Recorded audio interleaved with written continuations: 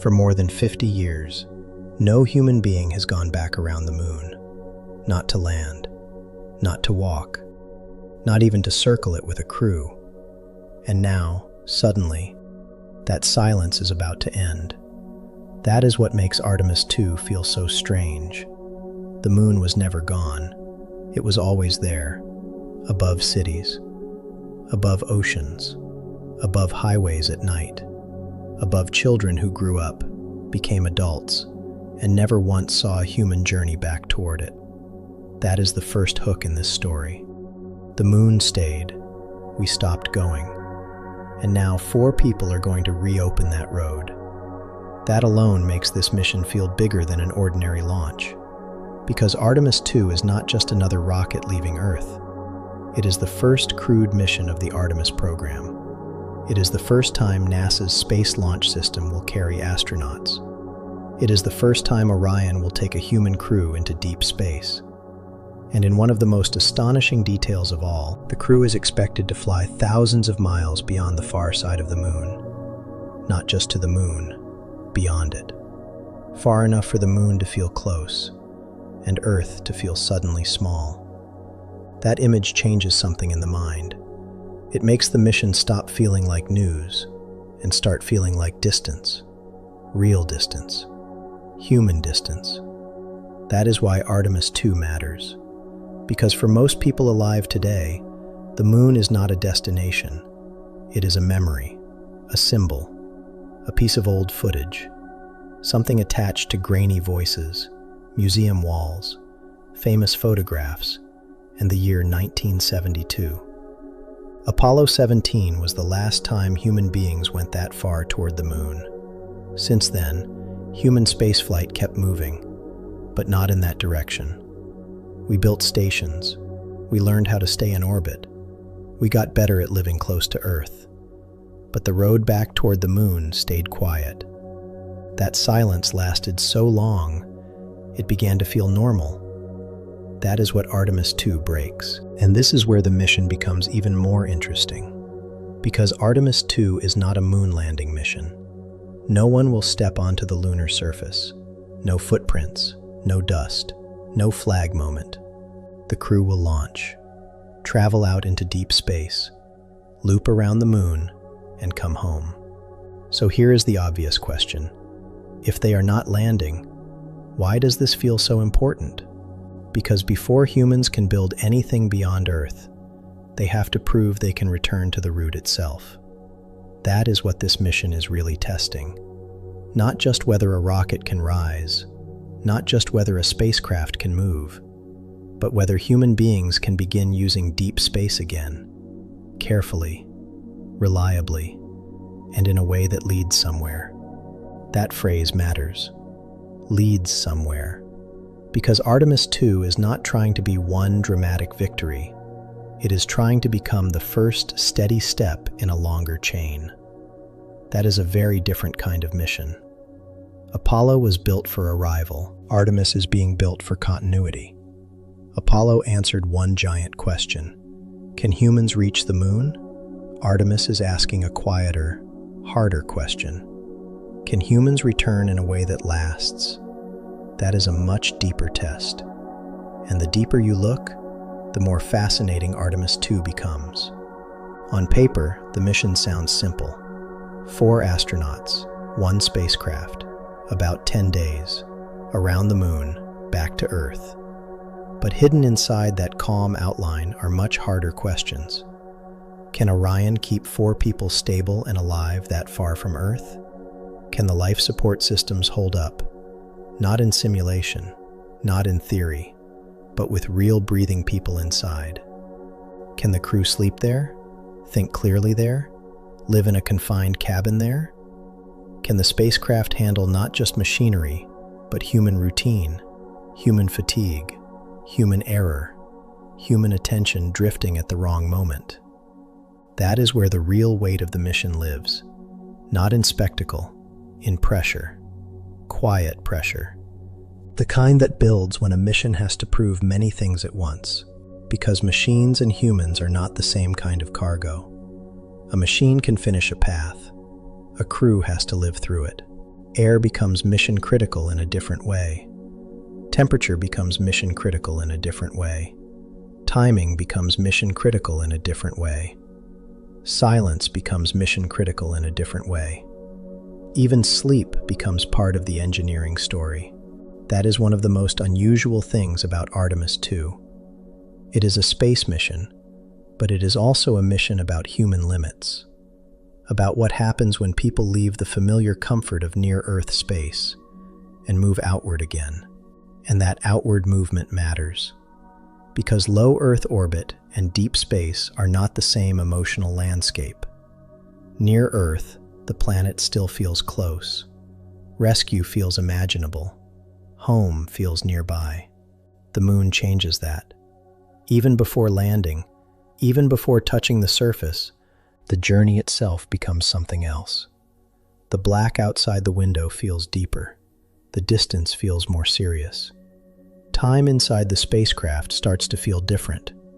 A 10-day mission sounds short on a calendar, inside a small vehicle, moving farther from Earth than any human has gone in more than half a century.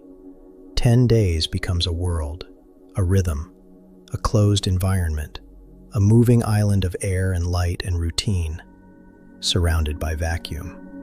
That is why Artemis II is such a rich story for this moment. It sits exactly between memory and future, old enough to awaken Apollo, new enough to feel like a beginning. And maybe that is the sharpest hook of all. This mission is both historic and preliminary, both emotional and practical, both symbolic and deeply technical. It carries the emotional force of a return, but the engineering logic of a rehearsal. And in space, rehearsals can matter more than the moments people remember, because rehearsals decide whether the future works. That is what Artemis II is trying to find out. Not simply, can we go, but can we begin going again in a way that opens the next mission, and the mission after that, and the mission after that. That is the larger architecture hidden inside this flight. Future operations around the moon, future lunar missions, future systems that depend on humans being able to move outward again with confidence. And behind all of that, the larger horizon space agencies have pointed toward for years. Mars. That may sound far away. It is far away, but that is exactly the point. No one reaches Mars by skipping the difficult middle steps.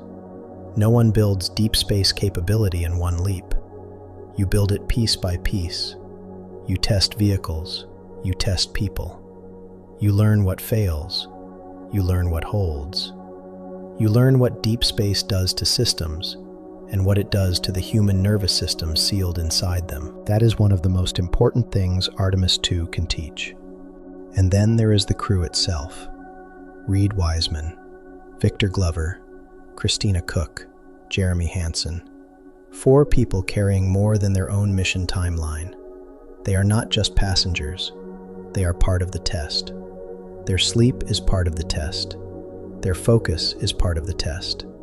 Their ability to live together, work together, adapt together, inside a spacecraft far from Earth. All of that becomes data. That human layer makes the mission feel more intimate, less like abstract engineering, more like a living threshold. Because once humans are inside the system, everything changes. A vehicle is no longer just performing. It is protecting, supporting, sustaining. It has to become a temporary world. And that may be the strangest transformation of all. The spacecraft stops being only a machine.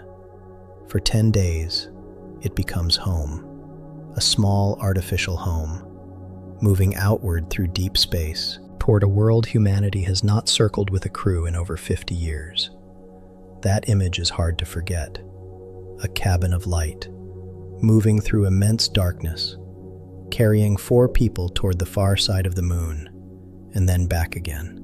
Not for nostalgia, not for spectacle, not simply to repeat the past, but to ask whether the future can finally begin to hold. That is the heart of Artemis II, a silence ending, a path reopening, a test with human lives inside it, a generation seeing the moon become reachable again, not as history, but as direction. And maybe that is the question hanging behind the whole mission. After more than 50 years, what does it really mean to go back? And what begins the moment that old silence finally breaks? At first, Artemis II sounds simple. A launch, a journey, a loop around the moon, a return to Earth. But that is only the shape of the mission from very far away. Up close, these 10 days are made of thresholds. One system check after another, one turning point after another, one quiet question repeated in different forms. Does this still work now? Does it still work here? Does it still work with human beings inside? That is what makes Artemis II so gripping. It is not just a voyage, it is a sequence of proofs. And the first proof begins only after the most obvious drama is already over. The rocket rises, the sky opens, the Earth drops away, the noise fades, and then something more revealing begins. Now the astronauts are no longer being lifted by a giant machine beneath them. Now they are inside Orion, inside the spacecraft that must become air, light, routine, shelter, guidance, and home. That transition matters, because launch is spectacular. But what happens after launch is more intimate. This is where the mission stops being a public event and becomes a lived environment. This is where the crew begins learning what Orion actually feels like in real flight, how it settles, how it responds, how it moves when the violence of ascent is gone, how the cabin feels when the spacecraft itself becomes the entire world. That is the first hidden hook in Artemis II. The mission is not only about whether Orion can reach the moon. It is about whether Orion begins to feel trustworthy the moment Earth starts falling behind. And one of the most interesting things is this. The astronauts do not simply blast away from Earth and spend the rest of the mission drifting toward the moon. There is an early phase of testing first, a proving phase, a working phase, a phase where the crew begins checking the spacecraft in the actual environment it was built for. That includes early system checkouts. And it includes one of the most fascinating moments in the entire mission: proximity operations. This is one of those phrases that sounds technical, until you stop and think about what it really means. It means the astronauts are not just passengers inside a sealed cabin waiting for history to happen.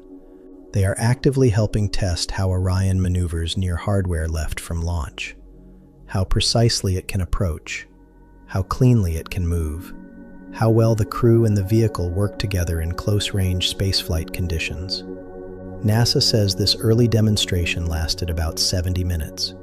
70 minutes of controlled motion. 70 minutes of proving that the spacecraft can do more than simply survive. It can behave. It can respond. It can be handled. That matters because future exploration does not depend on one dramatic gesture. It depends on control, precision, confidence.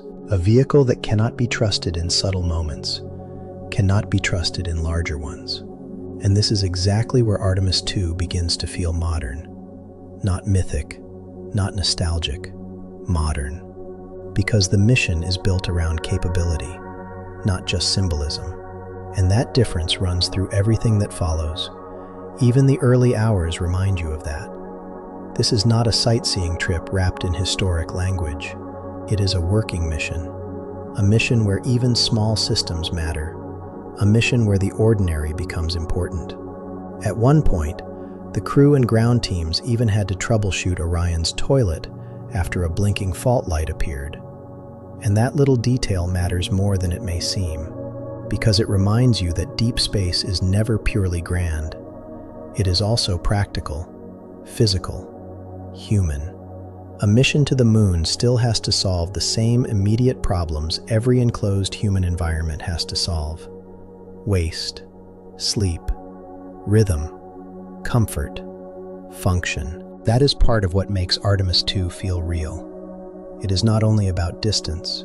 It is about whether a small spacecraft can remain livable when the romance of launch has worn off and routine begins. And then comes one of the biggest transitions in the entire mission, the real departure. Not liftoff, not ascent. The real departure is the burn that commits Orion to the path toward the moon. Translunar injection, TLI. That may be the most important technical phrase in the whole flight, because this is the moment when the mission changes shape. Before this burn, the crew is still psychologically close to Earth, still in a spaceflight that feels near.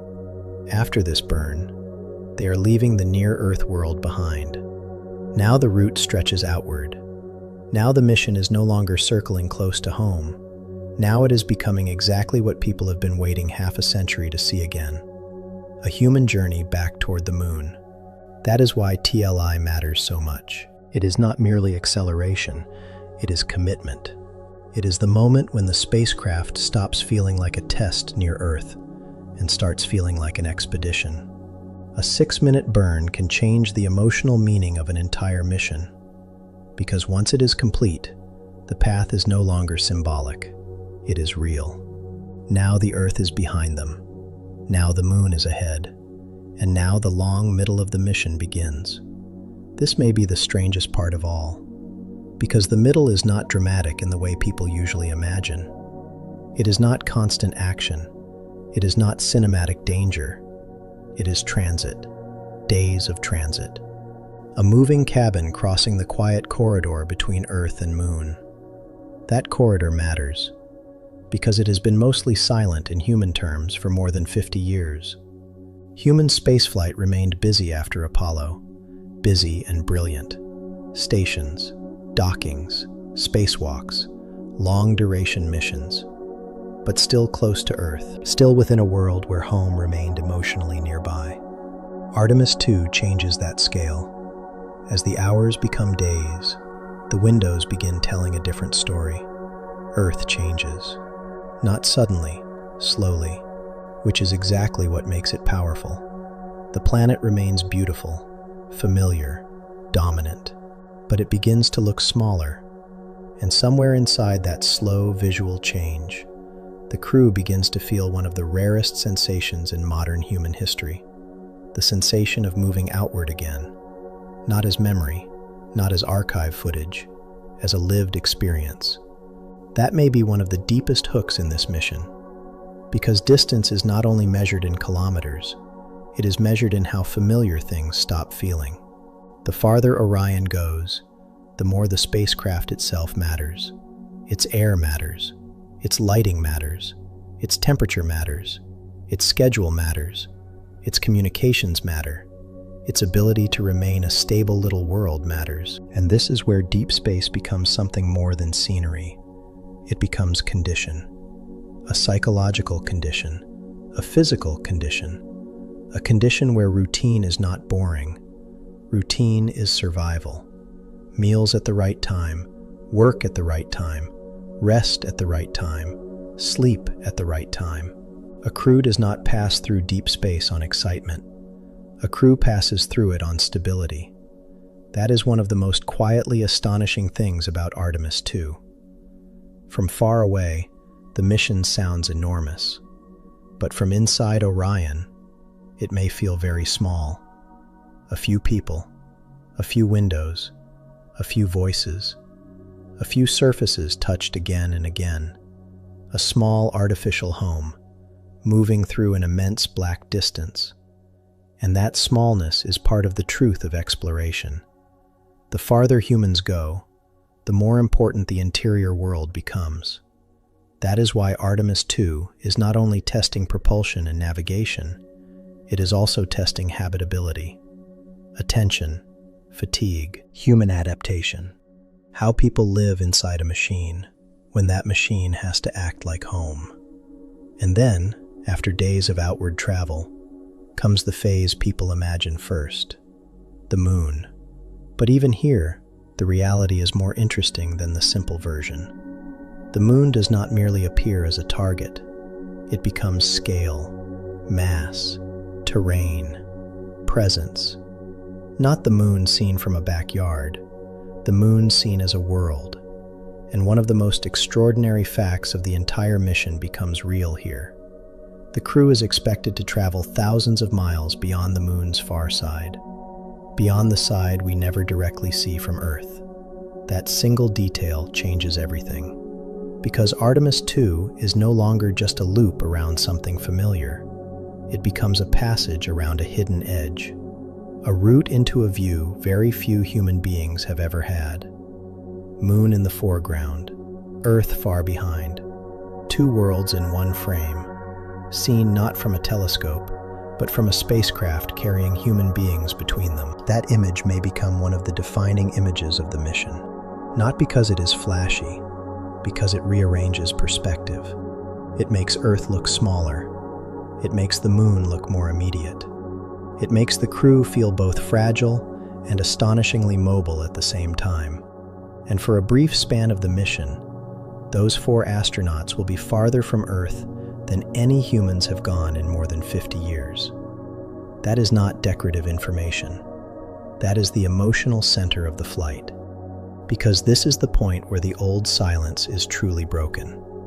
Not in theory, not in memory, in physical distance.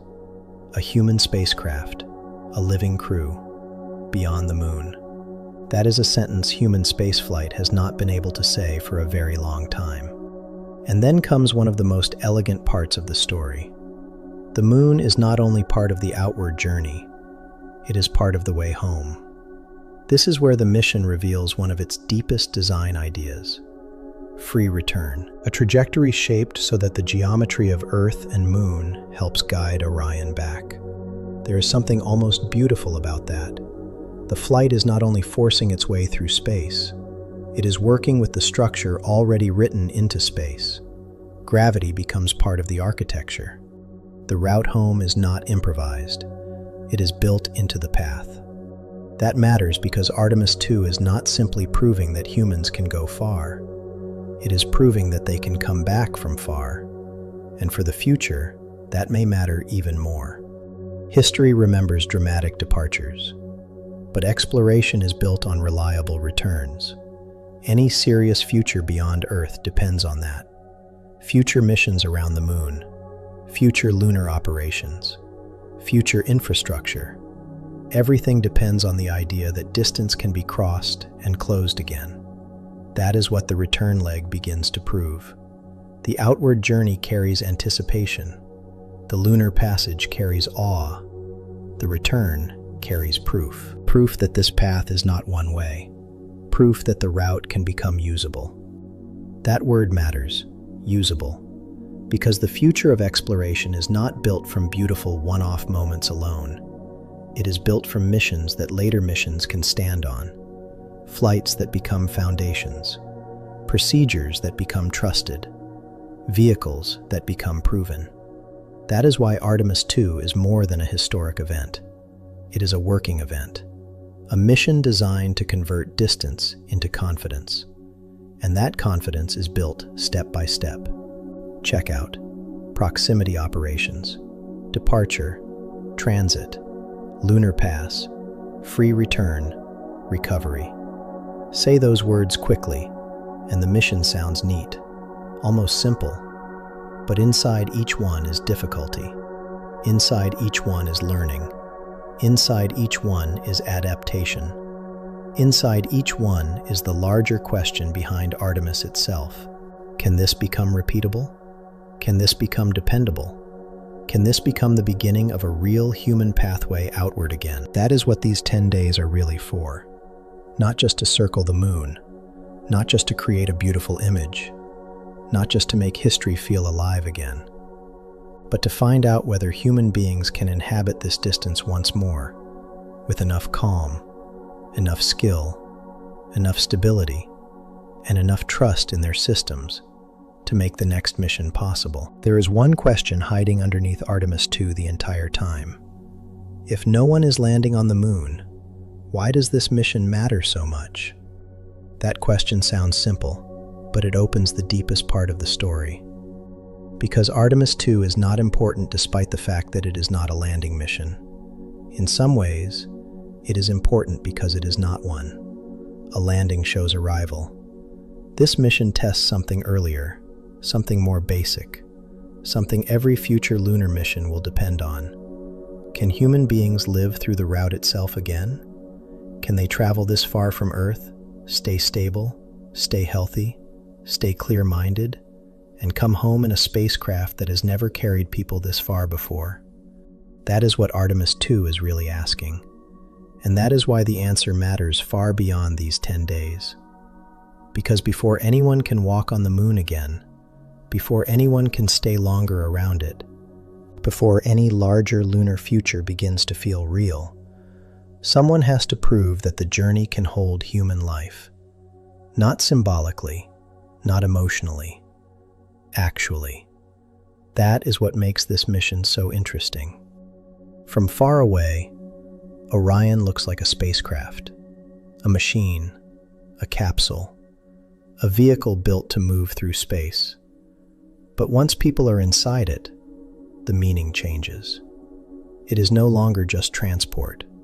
For 10 days, it becomes air, light, privacy, routine, food, sleep, waste management, communication, safety. It becomes a tiny artificial world. And that may be one of the strangest truths in all of human exploration. The farther people go, the smaller their immediate world becomes. Outside the windows, immense darkness, distance, silence. Inside the cabin, a few seats, a few surfaces, a few voices, a very limited amount of space, and every ordinary human need suddenly becomes mission critical. That is why Artemis II feels so different from a moon landing story. A landing would pull all attention outward, toward the surface, toward the dust, toward the first step, toward the image everyone remembers. But this mission turns attention inward, toward the cabin, toward the crew, toward the conditions that make all later images possible. That is the hidden weight of Artemis II. It is testing whether deep space can become livable again. Not permanently, not yet, but long enough and reliably enough for the next step to become believable. That makes Orion more than a spacecraft. It becomes a test of habitat, a test of whether engineering can do something more difficult than movement. Can it support ordinary human life in an extraordinary place? That question sounds less dramatic than a landing, but it may be more important. Because a future on or around the moon will not be built from a single beautiful moment. It will be built from repetition, from systems that keep working after the excitement is gone, from environments that remain usable after the novelty fades, from cabins that people can sleep in, eat in, think in, recover in, and continue functioning inside. That is why Artemis II matters. It is not asking whether humans can make one great leap. It is asking whether they can begin building continuity again. And continuity depends on details, small details, quiet details, the kind most people never think about when they imagine spaceflight. How does the air feel after days in a closed cabin? How well can people rest? How does a schedule hold when sunrise and sunset no longer organize the day in the normal way? What happens when the body wants comfort, but the environment is all procedure and confinement? How does a crew keep its rhythm when there is nowhere else to go? Those are not glamorous questions, but they are the real foundation of exploration, and that is why this mission feels so modern. It is less about heroic spectacle, and more about whether a living system holds together. A rocket only has to perform for a while. A habitat has to keep performing for days. That is a different standard, a harsher standard, and the crew makes that difference visible. Reed Wiseman, Victor Glover, Christina Cook, Jeremy Hansen. 4 people who are not just representing a mission, but inhabiting the test itself. That distinction matters, because they are not simply passengers being carried to a historic view. Their bodies are part of the mission. Their sleep is part of the mission. Their concentration is part of the mission. their reactions to confinement, their ability to stay coordinated, their ability to remain calm inside routine. All of that becomes part of what Artemis II is measuring. That is one of the most revealing things about this flight. It treats the human presence itself as real mission data, not just inspiration, not just symbolism, knowledge. And that knowledge will matter later, for longer missions, for more distant missions, for any future crew asked to live in a vehicle that must feel dependable even when Earth feels far away. That is why routine matters so much here. Routine is not the boring part of exploration. Routine is what makes exploration survivable. Meals on time, sleep on time, checklists on time, communication on time, recovery on time. In ordinary life, those things disappear into the background. Inside Orion, they become structure. They become the invisible frame holding the mission together. And maybe that is the best way to understand Artemis II, as a frame. A mission not yet delivering the final image, but building the conditions that future images will stand on. That is why even very ordinary problems suddenly become meaningful. A blinking toilet fault light in a spacecraft on the way into deep space is not interesting because it sounds dramatic. It is interesting because it sounds mundane, and mundane problems are exactly what make a mission real. A real deep space journey is not made only of majestic views and historic phrases. It is also made of maintenance, troubleshooting, adjustment, calm responses to things that have to work because people are inside. That small toilet issue says more about the reality of exploration than 100 glossy posters. It reminds you that this is not mythology. It is a functioning human environment. And functioning human environments are always built from details. That is why the mission feels so honest. It does not only show us the grandeur of going outward, it shows us the quiet burden of keeping people well while they do it. That may be one of the most trustworthy things about Artemis II. It is not pretending that the future of space is pure triumph. It is showing that the future will depend on systems that handle the ordinary without falling apart. That includes the invisible systems too. Communication is part of that story. The farther Orion travels, the more important the thread back to Earth becomes, not emotionally alone, operationally. A crew in deep space has to know that communication is real, that their spacecraft is still connected into a larger support structure, that guidance, updates, and emergency channels remain possible. The public may not remember communication tests, but future missions will depend on them. Distance only becomes usable when connection remains believable. That is another quiet truth this mission is testing. Deep space is not made human only by sending people there. It becomes human when the systems around those people remain strong enough to support them. That means life support. It means navigation. It means procedures. It means communication. It means the whole invisible architecture that prevents distance from becoming abandonment. That is why a non-landing mission can still feel so significant, because it is proving the things that make later bold moments possible. Not the moment itself, but the hidden support beneath it. And then there is the psychological layer, perhaps the least visible, and one of the most important. A small cabin changes the mind. Confinement changes the mind. Routine changes the mind. The absence of normal Earth context changes the mind. There is no weather, no open door, no walking away, no other room, no private horizon. Only the spacecraft, the crew, the schedule, and the immense silence outside. That silence matters. Not because it is poetic, because it changes what attention feels like, what time feels like, what rest feels like. A 10-day mission on paper may look short.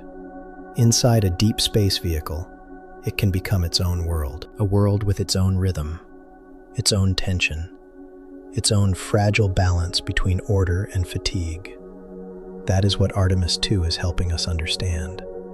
Not only whether humans can go far, whether they can remain fully human while they do. Can they stay sharp? Can they stay patient?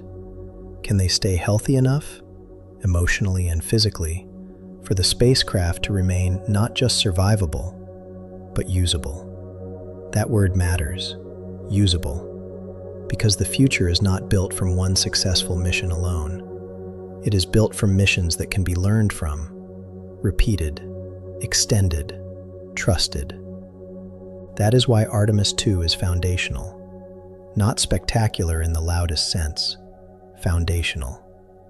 A mission that may someday be remembered less for one specific visual moment, and more for the fact that it made later missions feel possible.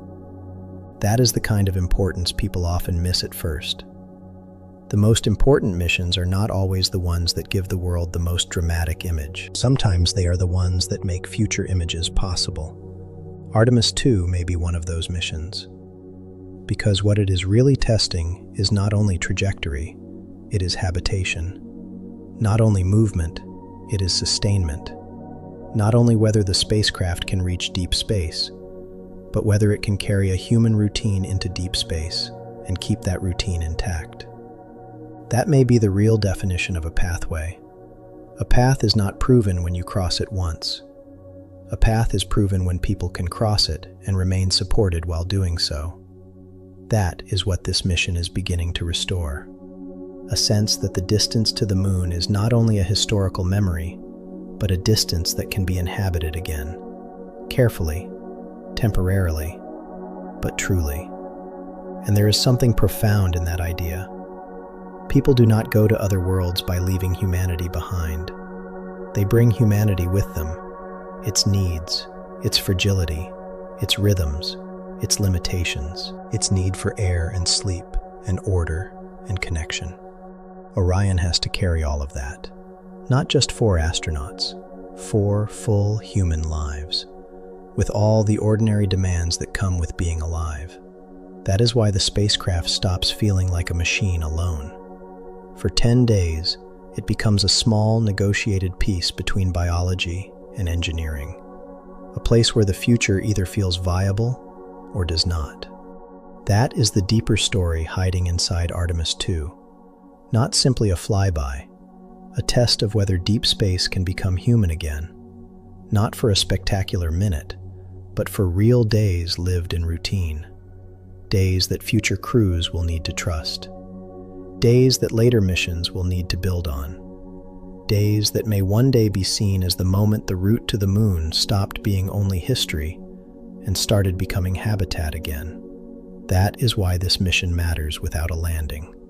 Because if later crews walk on the moon, if longer lunar missions happen, if one day people push still farther outward, it will be because missions like this proved something quieter first. That a spacecraft could become a temporary world, that a crew could live inside it, that the journey itself could support human life. That is the real achievement Artemis II is trying to unlock. Not arrival as a single dramatic event, but the deeper possibility behind arrival. A path that can hold bodies, routines, fatigue, ordinary life, and still keep moving. That is a quieter kind of greatness.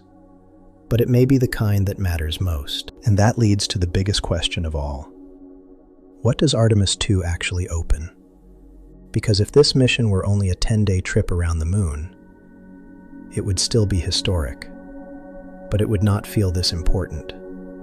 What gives Artemis II its weight is simple. It is not meant to stand alone.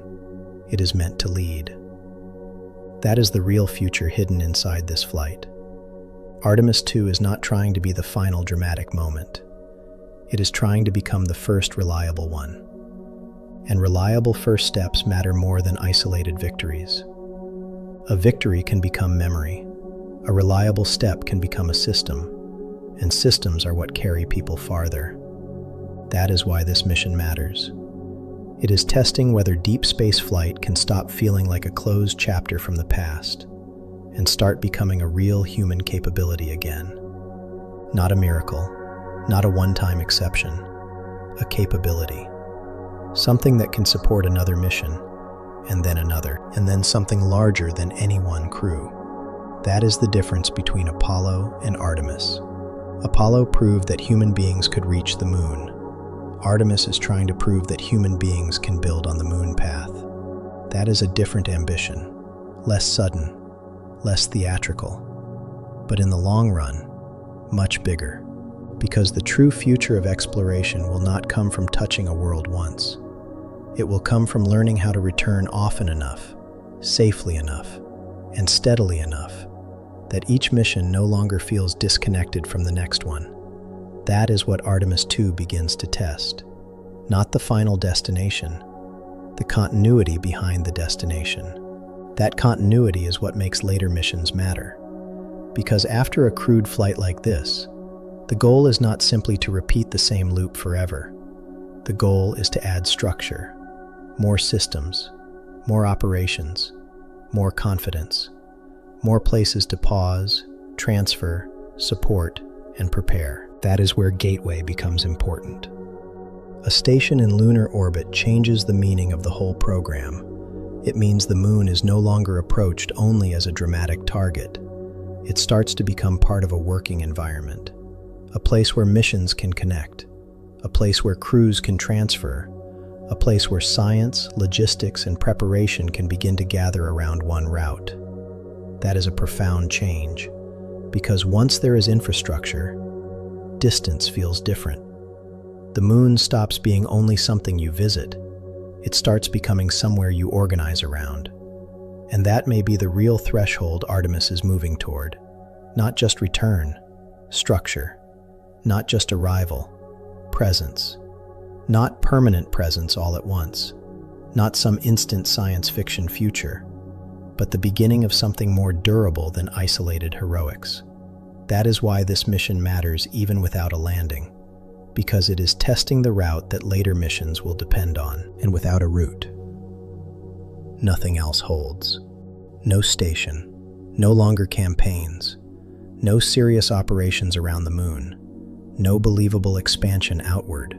That is why Artemis II feels like a load-bearing mission. It may not deliver the single image people remember most, but it is the kind of mission later images depend on, and that is often how history really works. The most important missions are not always the loudest ones. Sometimes they are the ones that make later triumphs possible. That may be what Artemis II becomes, the flight that made the next era feel usable. Because once a route begins to feel usable, everything changes. Engineering changes, planning changes, partnerships change, the public imagination changes. The moon stops feeling like an old achievement sealed inside the 20th century. It starts feeling like part of an unfinished story again, and unfinished stories pull people forward. They ask for continuation. They ask for commitment. They ask for the next mission. That is why Artemis matters as a program, rather than only as a single launch. It is trying to turn the moon from memory back into direction. That is a subtle change, but it is one of the most powerful changes a space program can create. Because programs are built from more than hardware.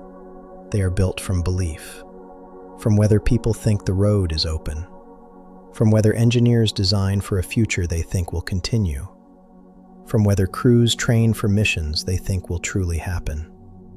For more than 50 years, that road felt mostly closed. Not impossible, but closed in practice. Artemis II does not finish reopening it, but it proves that reopening it is no longer just an idea. It can be done, and that matters beyond the moon. Because the moon is not only the destination here, it is also the middle distance. The proving ground, the place where human deep space operations become real enough to support something harder. And that harder thing has been sitting behind the whole Artemis story from the beginning. Mars. Mars is farther, longer, more isolated, less forgiving. You do not reach it by wanting enough. You do not reach it through inspiration alone. You reach it by building maturity, by building systems that can keep humans alive far from Earth. by learning what crews need when the journey lasts long enough for routine to matter more than excitement, by learning what breaks, what holds, what can be trusted. That is why Artemis matters to Mars, without pretending to be Mars. It is not the final leap. It is the discipline before the leap, the structure before the leap, the long middle work that every deep future depends on. And that is why a 10-day mission can matter so much, because the future is built in sequence. One mission teaches what the next one can risk. One vehicle proves what the next one can assume. One crude test makes a later commitment feel less like a gamble. That is how exploration stops being theater and starts becoming architecture. That is the word that best fits Artemis. Architecture. Something designed to carry weight over time. Something meant to connect parts into a larger whole. Something that only matters if later pieces can stand on it. Artemis II is one of those pieces. A mission that may look simple when seen from far away, but grows larger the more closely you examine it, because it is doing something difficult. It is turning aspiration into structure, and structure is what lets exploration last. That is why this mission has such a quiet, emotional power. It stands between two eras. Behind it, Apollo, archive footage, a long silence. Ahead of it, lunar orbit operations, new vehicles, new missions, new systems waiting to become real. Artemis II sits right on that threshold. Not yet the fully built future, no longer only the memory of the old one. That is a rare place for any mission to exist, and it gives this flight a different kind of tension. The crew is not simply going on a historic journey. They are crossing the line between what human spaceflight used to be and what it may become next. That is why the mission feels larger than its duration. 10 days is short enough to describe quickly, but what those 10 days could unlock is much larger. They can change how later missions are designed. They can change how risk is understood. They can change how the moon is imagined. They can change whether lunar space feels active again or remains frozen in memory. And perhaps that is the most beautiful thing about Artemis II. Its importance is not only in what it does, it is in what it restores. A sense of direction, a sense of continuity, a sense that the moon is no longer only a place people once reached, but a place that can shape the future again. That is not a small restoration. It changes the emotional map of space. The moon stops being a monument. It becomes a route. And once a route becomes real, everything around it begins to reorganize. Research reorganizes. Engineering reorganizes. Partnerships reorganize. Commercial plans reorganize. Human expectation reorganizes. Not in one night. Not in one headline, but in a way that lasts. That is why Artemis II matters, because it is not only flying around the moon, it is helping move the moon back into the active human world, back into planning, back into operations, back into the future tense. That is a much deeper shift than a simple flyby can show at first glance. And that is why the mission feels both quiet and large at the same time. Its route is clear. Its meaning is wider. The spacecraft goes around the moon, but the mission reaches much farther, into later flights, into later systems, into later habitats, into the slow construction of a future that has to be assembled piece by piece before anyone can truly live inside it. That is what Artemis II is really testing. Not whether one crew can complete one beautiful journey, whether that journey can become the start of something stable, something expandable, something other missions can trust. And maybe that is the right way to understand this flight. Not as a peak, not as a finale, but as permission. Permission for the next mission to be more ambitious. Permission for lunar orbit to become more active. Permission for infrastructure to grow. Permission for the moon to stop being only history. Permission for the far future to become slightly less abstract. That is a quiet kind of greatness. But it may be the kind that matters most. Because future exploration will not be built by wanting enough. It will be built by proving enough. Proving that the route works. Proving that crews can travel it. Proving that systems can support them. Proving that one mission can connect meaningfully to the next. That is what Artemis II begins to do. And in that sense, its achievement is larger than its path. It goes around the moon, but it opens a longer road. A road toward return, toward structure, toward continuity, toward the first truly durable human future beyond low Earth orbit. That is why this mission matters so much. It is a 10-day flight, and a much longer beginning. Maybe that is the best final way to see it. Artemis II is not the moment everything is finished. It is the moment the future stops feeling imaginary, not fully built, not guaranteed, but no longer imaginary. And once that happens, history changes direction. Because a world that was once remembered becomes reachable again. A route that seemed closed becomes active again. And a dream that spent decades living mostly in archives steps back into real time. That is what this mission opens. Not just space around the moon, a new chapter in how human beings move outward, more carefully than before, more slowly than before, but maybe more durably than before. And if that is true, then Artemis II will be remembered not only for where it flew, but for what it allowed. A future with more connections, more missions, more structure, more confidence. More reasons to believe that the distance between Earth and the moon is no longer a dead end in history, but the beginning of a route we are learning to use again. That is the larger meaning of this flight.